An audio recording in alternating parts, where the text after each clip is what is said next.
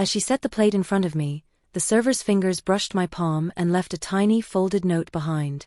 Before we continue, please subscribe to the channel and let us know where you're listening from in the comments. My name is Emerson. I am 62, a widow, and I have one daughter, Melissa. If this were any other year, I would tell you the story of a grandmother who arrived at a birthday party with a wrapped present and a warm smile and left with nothing more than frosting on her lips and a heart full of family noise. But this year isn't like the others. This year, the silence before the laughter felt like a test I had already failed. When my husband died, I learned how grief can come with paperwork. Sign here, initial there, notarize this, wait for that. His handwriting was still on the calendar when the first calls began, condolences wrapped around questions about the house, the accounts, the trust. Andrew, my son-in-law, offered help that sounded like mercy and felt like a leash. "Let me handle the statements," he said. "It's just to take the burden off you." The burden he meant was control. The more I asked to see, the more he said he'd already seen enough for both of us. I do not think Melissa woke up one morning and decided to turn her back on me. I think she drifted, one excuse at a time, toward his voice. "He's practical, Mom," she told me once, in that soothing tone adult children use when they want their parent to stop asking questions. "He's just trying to protect what Dad left." Protect from whom? From me, apparently. The argument that ended everything began like all family arguments do, with the smallest thing. A missing statement. A signature line that shouldn't have been there. Andrew laughed too quickly when I held the paper up and asked why my name was typed where my husband's used to be. "Clerical," he said. The word landed like a door clicking shut. By then I had already asked a lawyer to look at things. By then Andrew knew I had. And by then Melissa had decided I was being difficult. We stopped speaking after that. Not with slammed doors, but with the slow, deliberate closing of distance. Months passed. I learned the private rituals of living alone in a house that remembers two voices. I cooked enough for one and left a plate for memory. I spoke out loud to the photograph on the mantel when I needed permission to do the thing I already knew I would do. I slept on the left side of the bed because the right side still held its shape. Then the phone rang one afternoon and dragged the house back into the present. "Grandma." Oliver's voice is a small bell, clear, insistent, impossible to ignore. "My birthday party is Saturday, can you come please please please?" He tacked extra vowels onto the end of the word the way he did when he was 3. He is 8 now, but he still believes please is a magic key. I wanted to say yes and no at the same time. I said yes. The morning of the party I took longer getting ready than I will admit. Not to look younger, there is no polish that does that, but to look steady. I chose the soft blue dress Oliver once said made me look like the sky. I put on my husband's watch, which is too large for my wrist and therefore perfect, because it reminds me to notice the weight of things. I arrived a few minutes early with a book-shaped package under my arm, Space Adventures, the kind where the hero keeps a promise even when it's hard. Their house sat on the block like it wanted to be noticed. New shrubs, newer stonework, everything just a bit shinier than the neighbors. I rang the bell and heard footsteps on tile that had never clicked under my shoes before. The door opened to warmth so bright it stung my eyes. Mom Melissa's smile was immediate and glossy, the kind that photographs well and fades at the edges when you're standing too close. She hugged me too tightly, her perfume frosting my shoulder. Andrew appeared behind her with a grin that could have been printed. "So glad you made it," he said, already angling his body so I would move where he wanted me to move. He took the present from my hands before I could mention how carefully I had wrapped it. Inside, the house was loud in the way parties are loud: music, chatter, the soft chaos of children navigating balloons and knees. Oliver came at me in a blur, arms flung wide, and for a moment everything else fell away. "Grandma, you're here, you're really here." I knelt. "I told you I would be. I meant it." They sat me near the center of the long dining table, the place where everyone can see you and you can see everyone. "A good seat," Melissa said. The table was dressed as if the party itself had been ironed, runners straight, plates aligned, napkins folded like little boats. A name card sat at my place, which we have never done for children's parties. There was a glass of water already poured. Andrew's hand brushed the back of my chair as he pushed it in. Light, helpful, possessive. I paid attention the way I do when I feel a draft of danger but cannot find the window. I noticed how Andrew never let himself be more than a few steps away from me. How Melissa's eyes kept doing small checks, my plate, my glass, my hands. How the young server in the crisp white shirt moved quickly and never looked at anyone for more than a breath. She was new. I would have remembered her. During presents, I tried to hand my gift directly to Oliver. Andrew intercepted it with a laugh. Let's put this with the others, champ. He stacked it carefully to the side. Everything he touched, he moved a fraction of an inch closer to his plan. People like Andrew are good at crescendo. They build the moment they want and then step back to watch the room perform it for them. His room hit its cue when someone clapped and called, "Cake time." Lights dimmed, candles flared, the chorus began, "Happy Birthday" rising and falling like a wave. Oliver's face glowed in the candlelight, and when he blew, he closed his eyes for a long second, as if he understood wishes are contracts you sign in private. From my chair, I could see into the kitchen, just a sliver. A rectangle of bright light, a tray lifted, a shadow crossing the threshold. The server girl balanced plates in practiced hands, moving along the table, slice by slice. Kids first, then the cluster of parents, then me, as if the seating chart itself had a rhythm. Melissa stood a little behind my shoulder, close enough that I could feel the edge of her smile. Andrew lingered across from me, the weight of his attention disguised as cheer. "Make sure Mom gets an extra nice piece," he joked to no one in particular. People laughed. My fork waited neatly to the right of my plate, its polished face reflecting a thin strip of ceiling light like a blade. The server reached me. Up close, I finally saw her eyes, cool with focus, then flicking warm for a heartbeat, then cool again. She set the plate down. Her hand didn't withdraw. Instead, she turned her palm just so, and the smallest square of folded paper slid against my skin and lodged there, hidden beneath the curve of my fingers on the table's edge. I did not look at her. I did not look anywhere but forward. A grandmother can still act, when she must. Her sleeve brushed mine as she moved on, the faintest whisper of starch. Melissa said something about extra frosting. Andrew lifted his glass. The room swelled with good cheer. And under the tablecloth, with my left hand steady on the linen, I pressed my right thumb against the crease of the paper and began to open it, slowly, so slowly, just enough to see the first hard strokes of ink begin to form a single word. Don't. The note was no larger than a teabag tag, creased twice, the edges soft from being folded in someone's pocket for too long. My fingers were clumsy with the act of unfolding, the way they are when your heart is moving faster than your hands. I shielded it with my arm so that Melissa, standing at my shoulder, could not see. The handwriting was rushed, the pen biting into the paper in places where the writer's hand had trembled. Don't eat the cake. Leave now. That was all. 6 words. No name, no explanation, no plea for me to believe them. Just an instruction and a command to act immediately. For a moment, I thought of simply standing up, murmuring some excuse, and leaving without looking back. But people were watching. Not everyone, just the 2 people who mattered most in that moment, Melissa and Andrew. They didn't blink, didn't shift, didn't let their eyes wander. Their attention on me was so complete that I almost believed they could hear my pulse. I slipped the note into the cuff of my sleeve, feeling its edges scratch faintly against my skin. Andrew raised his fork. Go on, Mom, he said lightly. Best part of the party. Melissa leaned in, her voice too soft for anyone else to hear. You'll love it, it's your favorite. My favorite. I had not told Melissa what my favorite cake was in years. I had not told her anything in years that she might want to remember. I pushed the plate forward slightly, pretending to adjust my napkin. My appetite had been replaced by a slow cold tide moving through my chest. The cake sat there, a perfect slice of white sponge layered with pastel icing, looking like it belonged in a magazine spread. It was the ordinariness of it that made the note more frightening. This wasn't a dark alley or a slammed door. This was family. This was sugar and flour and celebration, and somewhere inside it, there was a reason someone wanted me gone. I caught sight of the server girl again as she set down the last plate. She didn't look in my direction, but her movements were brisk, purposeful, as if she had something else she needed to do. When she disappeared toward the kitchen, I made my decision.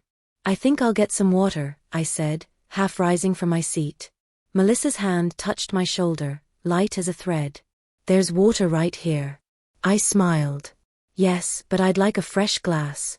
I could feel her hesitation, the faint tightening of her fingers before she let go. The moment her hand left me, I moved, slow enough not to draw attention, quick enough that Andrew couldn't find a reason to stop me. The kitchen was a burst of light after the warm dim of the dining room. The scent of sugar was stronger here, mixing with coffee and the faint metallic tang of trays fresh from the sink. The server girl was at the counter, drying her hands, her eyes flicking toward the door before she stepped closer to me. "You read it," she whispered. I nodded.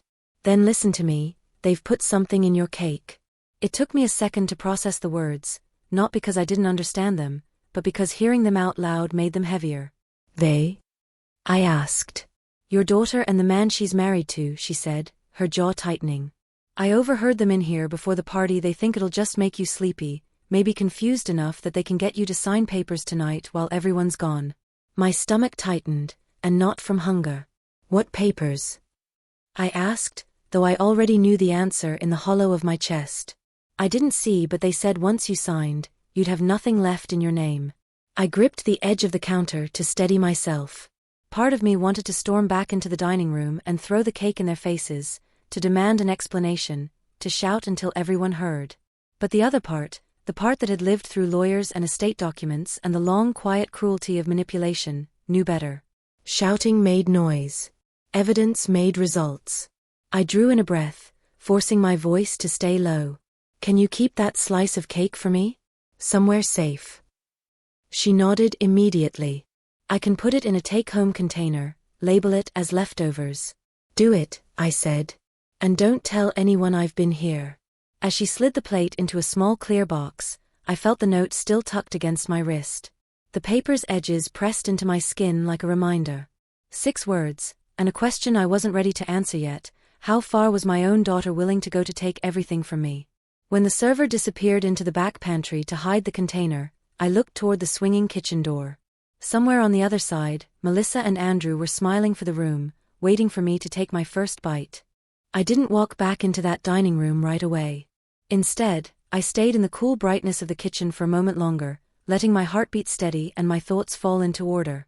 I'd learned a long time ago, first with grief, then with betrayal, that acting on pure emotion rarely gives you what you need. It's the quiet moments, the pauses where you gather yourself, that become the difference between surviving and losing. The pantry door clicked shut as the server returned. "It's hidden," she whispered. "Bottom shelf behind the juice crates. No one will touch it." I thanked her without letting gratitude soften my expression. Softness had cost me too much in this house. Through the small glass panel in the kitchen door, I could see the edge of the dining table, the blur of Melissa's blue dress as she leaned toward someone, Andrew's hand gesturing in the air as he told whatever story was keeping their audience's attention. Their faces were turned outward, but their minds, I knew, were fixed firmly on me. They would be watching for me to return. They would expect to see me lift the fork, take the bite, and begin the first step of their plan. I slipped my handbag onto my shoulder and drew a slow, steady breath. Time to leave without a ripple. The hallway to the front door was narrow and lined with framed photographs, Melissa in her wedding dress, Andrew shaking my late husband's hand, Oliver's baby pictures in perfect white mats. I didn't look too closely. Right now, every smiling face felt like a lie. The front door's latch was smooth from years of use, but it still gave a small click when I turned it. The sound felt loud enough to carry all the way back to the dining room. I paused, listening. No footsteps followed. Outside, the winter air hit me like a warning bell, sharp, cold, and clean. I walked to my car without looking over my shoulder. When I slid into the driver's seat, my hands shook for the first time all evening. Not from fear exactly, but from the knowledge of how close I'd been to swallowing whatever they'd hidden for me in that perfect slice of cake. I pulled my phone from my bag and scrolled to the number I hadn't dialed in months. The line clicked twice before the voice answered. "Emerson," my lawyer said, "I wasn't expecting to hear from you tonight." "I need you," I said simply. Then, lowering my voice, I told him everything: Oliver's invitation, Melissa and Andrew's strange warmth, the note in my hand, the server's warning. By the time I finished, my own voice sounded distant in my ears, as if I were repeating someone else's story. "Do you still have the cake?" he asked. "Yes," I said. "Locked away in their kitchen, hidden by the server." "Good, that's evidence we needed intact, along with anything they were planning to have you sign tonight." He paused, then his tone shifted, cool, precise, the way it did when he saw a way forward. I'm calling a contact at the police station. Stay where you are. I'll have an officer meet you here in 20 minutes, and then we'll go back together. Back? I echoed. Yes, he said. To catch them in the act. The phrase rolled through me like a slow heat. I'd spent months shrinking myself to avoid their reach, retreating from confrontation because it was easier than watching my own daughter choose someone else's greed over me. But tonight wasn't going to end with me driving away quietly while they toasted my absence. As I waited in the cold car, the glow from their dining room spilled faintly through the front windows, flickering as guests moved past. From here, the house looked like any other, festive, safe, ordinary. And yet, inside, my own child had set a trap for me. I didn't feel like crying anymore. I felt like winning. Somewhere behind those walls, Melissa and Andrew believed I was seated at their table, cake on my fork, signing away my life. In 20 minutes, they were going to learn exactly how wrong they were. The patrol car pulled up behind me, its lights off but presence impossible to miss. 2 officers stepped out, one older, deliberate in his movements, the other young and alert, eyes scanning the house before even speaking. My lawyer's sedan rolled a moments later, its headlights cutting briefly across the frost-silvered lawn. He stepped out with a folder under his arm, as if we were arriving for a meeting, not an intervention. This is how we do it, he said without wasting a moment. You'll walk in first, act as if nothing is wrong. The officers and I will follow within a minute. Your server friend will quietly hand over the cake, and will secure it along with anything they try to put in front of you to sign. And if they don't try tonight? I asked. They will, he said, with the confidence of someone who's seen enough people expose themselves when they think they've already won. We crossed the lawn together, my lawyer hanging back just enough to make it seem as though I'd arrived alone.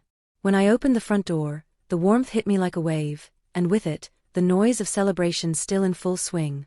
Melissa turned from across the room, her smile quick and practiced. Mom. There you are. We thought you got lost. I stepped fully inside, closing the door behind me. Just needed some air, I said, keeping my voice light. Andrew raised his glass. Come, the cake's waiting. I let him lead me back to the table, my eyes taking in the scene with a kind of doubled vision, part of me still the guest, the other part already marking where the officers would stand when they entered. The untouched slice of cake sat at my place, frosting unblemished, fork neatly placed at its side like an invitation. I hadn't been sitting more than 30 seconds before the kitchen door swung slightly and the server girl emerged. Her expression didn't change, but I saw the small white container in her hands, folded into a paper napkin as though she were simply clearing plates. She passed behind me, placing the container in my lawyer's waiting grip without a word. He slipped it into his bag, the movement so natural no one noticed. Melissa leaned closer, lowering her voice. I wanted tonight to be special for you. Her words brushed my ear like a compliment but felt more like a shove toward something I couldn't see yet. Andrew set a pen and a manila envelope on the table near my plate, casual as a man offering a menu. Just a couple of things we wanted to get out of the way before the night ends, he said. Housekeeping. Before I could answer, the front door opened again. The older officer stepped inside, removing his hat, followed by the younger one. They moved like guests arriving late, scanning without staring. Andrew straightened, Melissa's smile faltered for the first time all evening. Evening, the older officer said politely. Mind if we have a quick word with Mrs. Emerson? I rose slowly, my chair legs whispering against the floor. Melissa's hand reached out, not to hold mine, but to press against my arm as if to keep me seated. What's this about? She asked, her voice aiming for lightness and landing in something sharper. The officer didn't answer her directly. Ma'am, if you'll step into the kitchen with us? I nodded, following them past the watching faces, the smell of sugar and coffee trailing behind me. The party noise dimmed as the door swung shut. On the stainless steel counter, my lawyer was already setting out the container with the cake, the note still in its fold, and the envelope Andrew had so helpfully placed in front of me. The younger officer donned gloves, slicing a small piece from the cake into a sterile evidence bag. Melissa and Andrew didn't know it yet, but their party had already ended. They just hadn't reached the part where someone turns out the lights. The officers didn't raise their voices. They didn't need to. Authority has a way of making its own space in a room, and when we stepped back into the dining area, the air shifted without anyone announcing why. Melissa was still standing near my chair, one hand resting lightly on the back as if she could keep me anchored there. Andrew had drifted to the head of the table, his wine glass in hand, smile fixed but eyes restless. Around them, the guests quieted in waves, the laughter fading to a hush that carried the sound of clinking glass and rustling fabric. "Mr. and Mrs. Thompson," the older officer began, "we'll need you both to answer a few questions." His voice was calm, even courteous, but there was no invitation in it. Melissa blinked, glancing at Andrew. "What's this about?" she asked, her tone halfway between innocence and challenge. The younger officer stepped forward, holding the small evidence bag with the cake. "This slice was prepared specifically for Mrs. Emerson this evening, correct?" Andrew laughed, a short, brittle sound. "It's a piece of cake, officer. We're celebrating a child's birthday." "It's a piece of cake that will be tested," the officer replied evenly. "And any substances found in it will be matched against toxicology databases." A murmur moved through the guests, some leaning back in their chairs, others looking quickly toward the door as if deciding whether to stay. Melissa's smile was trembling at the edges now. "That's ridiculous, Mom. Tell them you don't believe this." I didn't answer. "Not yet." My lawyer, standing just behind the officers, lifted the manila envelope Andrew had placed in front of me earlier. "And this?" "Ready for me to open it here, in front of everyone." Andrew's composure cracked just enough for his jaw to tighten. "That's private family business." "Family business becomes criminal when coercion is involved," my lawyer said, his voice steady. "Especially when it's accompanied by drugging a person to obtain their signature." Melissa's face drained of color. She took a step toward me, her voice pitched low so only I could hear. "Why are you doing this?" I met her eyes, and for the first time that evening, I saw something other than calculation there, panic. The older officer nodded toward the envelope. "Let's see it." My lawyer broke the seal, sliding out a stack of documents. The top page was a quitclaim deed, my home, transferred entirely into Melissa and Andrew's names. No compensation, no conditions. The date was blank, ready to be filled in the moment they had my signature. The sound in the room seemed to pull inward, as if the walls themselves were listening. A few of the guests exchanged uneasy looks, others stared at Melissa and Andrew with open disbelief. Oliver, sitting near the end of the table, looked confused, his fork paused mid-air. Andrew moved first, stepping forward with his palms up, as though he could push the truth away from him. "This is being blown way out of proportion." The younger officer cut him off. "Sir, I'm going to ask you to remain seated." Melissa's voice broke in, sharper now. "This is humiliating. You're making a scene in front of our friends." "No," I said finally, my voice carrying across the table. "You made the scene, you invited me into it, you just didn't expect me to leave before the last act." Her lips parted, but no words came. Andrew sat back slowly, his eyes darting toward the front door, calculating exits that no longer existed. The officers moved closer, one of them reading rights in a tone so steady it felt like the rhythm of an old song. No one moved to interrupt. No one raised a glass to toast anymore. The younger officer's voice stayed calm as he finished reading Andrew his rights. Melissa stood frozen, her fingers gripping the back of my chair so tightly the tips had gone white. When the older officer turned to her, she finally spoke. "You can't just take us out of our own home." "This isn't about your home," he said evenly. "This is about what you did inside it." Andrew started to rise, but the officer's hand settled lightly on his shoulder, firm enough to make the point without force. "I'll need you both to come with us now." The silence in the dining room was heavier than any music that had filled it earlier. Guests who had been leaning forward moments ago now leaned back, as if distance alone could keep them from the blast radius. One woman glanced at the door, then back at me, her expression caught between pity and the dawning realization that she'd been dining at a table set for something other than celebration. Melissa's eyes searched mine, still looking for some trace of the mother who once smoothed her hair and told her everything would be all right. But I had no comfort for her now. Not when she had planned to leave me with nothing but a pen in my hand and my name stripped from my own life. Andrew was the first to walk toward the front door, his jaw set, the muscles in his neck tight. Melissa followed, her movements slower, the shine in her dress catching the light like cracks in glass. The officers escorted them out without raising their voices, the sound of the latch closing behind them sharper than the click of a gavel. For a moment, no one spoke. Then chairs scraped back, conversations murmured into being again, low and cautious. A few guests slipped away quietly, coats pulled tight, eyes avoiding mine. My lawyer stepped to my side, his hand resting briefly on the back of my chair. "The cake is in evidence lockup already," he said. "They'll run tests on it by morning. Once we have the results, we'll add that to the charge list." He placed the envelope of documents on the table in front of me, now sealed in a clear protective sleeve. "These go into the record tonight." I nodded, the weight in my chest shifting, not gone but lighter, as if I could finally breathe in the space they'd been trying to take from me. "What happens next?" I asked. "They'll be processed tonight. Bail will be set tomorrow. We'll file for a restraining order immediately." The words restraining order felt like a fence finally built around my life. Not to keep me in, but to keep them out. In the kitchen, the server girl peeked through the swinging door, meeting my eyes for the first time without secrecy. I crossed to her, pressing her hand gently. "You saved me tonight," I said. She shook her head. "You saved yourself. I just handed you the note." By the time I returned to my seat, the dining room looked different, not in its decorations, but in the way the air moved. The performance was over. Whatever act Melissa and Andrew had staged here had collapsed, and now the walls seemed to belong to no one at all. My lawyer closed his folder and looked at me with the faintest trace of a smile. "They thought tonight would be the end of you," he said.